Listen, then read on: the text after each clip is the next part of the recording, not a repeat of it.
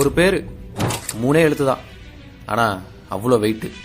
தமிழ்நாட்டில் நீங்க எங்க போனாலும் அந்த 3 எழுத்து உங்க கூடயே வரும். கண்டிப்பா ஒரு ஏரியா, பாலம், ரோடு, பார்க்கு, லைப்ரரி, யூனிவர்சிட்டி, நம்ம ஊர்ல இருக்க முக்கியமான இடம்னு நீங்க போற எல்லா இடத்துலயும் அந்த 3 எழுத்து உங்க கண்ணில் பட்டுக்கிட்டே இருக்கும். அந்த 3 எழுத்து செஞ்ச சம்பவத்தினாலதான் இன்னைக்கு தமிழ்நாட்டை பார்த்தாலே பயிலுவ மெர்சல் ஆகுறானுங்க. அந்த 3 எழுத்து வெறும் பேர் இல்ல, அது ஒரு பிராண்டு. அண்ணா அப்படின்ற பிராண்டு.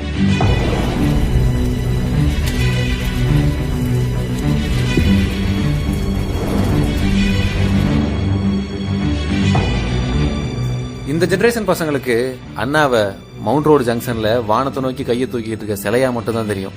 ஆனா அவர் இந்த மண்ணுக்கும் மக்களுக்கும் செஞ்சது என்ன, அந்த மனுஷனை எதனால இப்படி தூக்கி வச்சு கொண்டாடுறாங்கன்னு நிறைய பேத்துக்கு தெரியாது.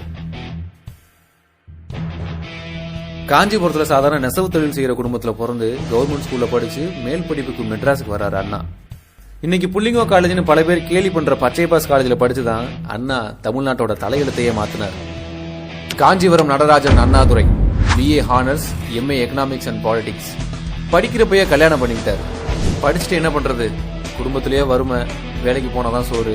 சரி வாத்தியார வேலை பார்ப்போம்னு கிளம்பிட்டாரு. கொஞ்ச நாள் அப்படியே போச்சு. வாத்தியார் வேலையும் போர் அடிச்சிச்சு. நீதி கட்சி மேல இருந்த ஈர்ப்புல அவருக்குள்ள தூங்கிட்டு இருந்த அரசியல் ஆர்வமும் வெளியே வந்துச்சு. நீதி கட்சியில பேச்சாளரா மாறுறாரு.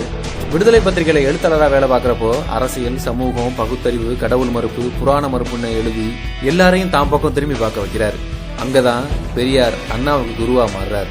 தொடர்ந்து திகாவோட பெரியாரோட செயல்பட்ட அண்ணா ஒரு கட்டத்துல பெரியாரோட ஏற்பட்ட கருத்து வேறுபாடுனால திமுக ஆரம்பிக்கிறார். அப்போதான் அண்ணாவோட ஆஸ்தான தளபதிங்க கேங் ஃபார்ம் ஆகுது. அது வரைக்கும் யாருமே ஃபார்ம் பண்ணாத ஒரு டஃப்பான டீம். கலைஞர் கருணாநிதி, நாவலர் நெடுஞ்செழியன், மதியழகன், EVK சம்பத், பேராசிரியர் அன்பழகன், நடராஜன் எல்லா வெயிட்டு கைகளும் அண்ணா பக்கம் சேர்ந்தாங்க. எல்லாரும் அவரை அண்ணான்னு செல்லமா கூப்பிட ஆரம்பிச்சாங்க. அதுக்கப்புறம் தான் அண்ணாதோட அண்ணாவா மாறுறாரு. என்னதான் பெரியாரோட முரண்பட்டு தனி கட்சி ஆரம்பிச்சாலும் ஒரு நாள் கூட அவர் பெரியாரை விட்டு கொடுத்ததில்லை. ஏன் செப்டம்பர் 17ஆம் தேதி பெரியாரோட பிறந்தநாள் அன்னைக்கு தான் திமுகவையே அண்ணா ஆரம்பிச்சாரு. கட்சி ஆரம்பிச்சு தேர்தலில் போட்டி இல்லாமனு முடிவு பண்றாரு. 1957 காஞ்சிபுரத்தில் நின்று ஜெயிச்சு முதல் முறையா MLA-வா சட்டமன்றத்துக்குள்ள நுழைறாரு. 1962 திமுக பிரதான எதிர்கட்சியா மாறினாலும் அந்த தேர்தலில் அண்ணா தோத்துறாரு. உண்மையை சொல்லணும்னா தோக்கடிக்கப்பட்டார்.